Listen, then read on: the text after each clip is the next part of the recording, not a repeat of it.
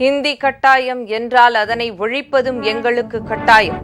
பாரதிதாசனின் கவிதையை மேற்கோள் காட்டி முதலமைச்சர் மு க ஸ்டாலின் எச்சரிக்கை. புதிய கல்விக் கொள்கை மூலமாக மத்திய அரசு இந்தியை திணிப்பதாக குற்றச்சாட்டு. சென்னையில் வீடுகள் தோறும் கோலமிட்டு பொதுமக்கள் எதிர்ப்பு, மாணவர்கள் ஆர்ப்பாட்டம். நாட்டின் 26வது தலைமை தேர்தல் ஆணையராக பொறுப்பேற்றார் ஞானேஷ்குமார். தேசத்தை கட்டமைக்க அனைவரும் வாக்களிக்கும்படி அறிவுறுத்தல்.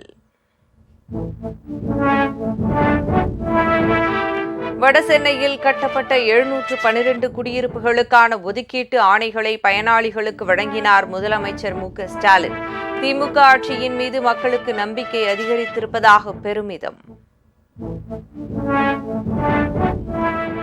இந்தியர்களை கைவிலங்கிட்டு அழைத்து செல்லும் வீடியோவை வெளியிட்ட அமெரிக்கா. சட்டவிரோதமாக குடியேறினால் இதுதான் நிலைமை என மறைமுகமாக மிரட்டல். ஆபரண தங்கத்தின் விலை இன்று சவரனுக்கு 520 ரூபாய் அதிகரிப்பு. ஒரு சவரன் தங்கம் விலை மீண்டும் 64,000 ரூபாயை தாண்டியது.